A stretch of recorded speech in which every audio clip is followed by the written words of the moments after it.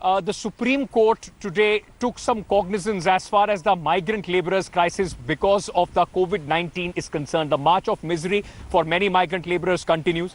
And at this point of time, the Supreme Court today passed some very strict strictures as far as the migrant crisis is concerned. The court also came down heavily on the government, and the court said that the court put the onus also on the state government. The top court said that the fare must be shared by the states as per their arrangement, and the states must provide food to the stranded workers. Supreme Court also said that the migrant workers found walking on the roads should be immediately taken to shelter homes and provided with food and other facilities. Hearing in this case is now going to be on June 5th. Let me now go across to my colleague Anisha Mathur, who is joining us with more details on this. Anisha, just take us through what were the arguments which were made in the top court today. Important day as far as the migrant crisis is concerned, because a lot of people, those who have been observing the court, said that initially, possibly, the courts should have passed these strictures slightly earlier.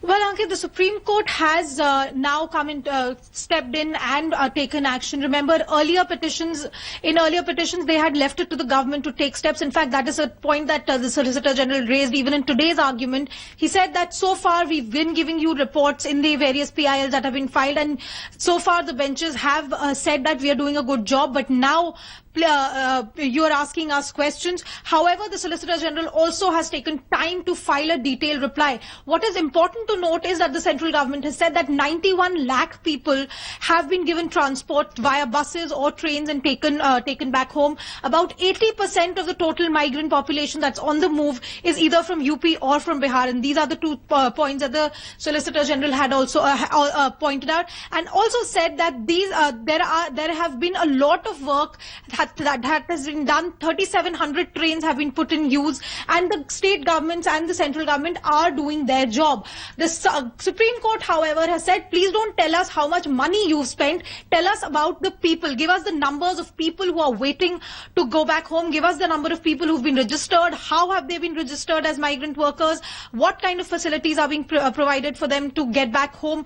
How much time? And that is the most important point, Ankit. The court again and again during the arguments asked, how much time will it take to get all the migrant workers who are currently either on the road or in shelter homes back to their homes? And that is something that all states and central government have been asked to give a detailed report on. That first of all, what kind of registration and food shelter arrangements have been made. Second, the order, of course, of the Supreme Court, and that's the most important, that no fare will be charged by bus or by train for any migrant worker who wants to go home. Remember, we've seen the kind of quibbling and politicizing of this entire controversy over train fares, and how migrant workers have been saying that we do not have money.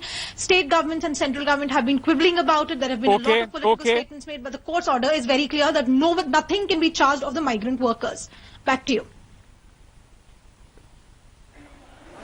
All right. Thank you, Anisha, for joining us with all those details. So the court today, in fact, saying that nothing should be charged as far as the migrant workers are concerned. Hello everyone, this is Rahul Kamal here. Hope you enjoyed this video. For the latest news and analysis, like and subscribe the India Today YouTube channel, and don't forget to press the bell icon to stay updated.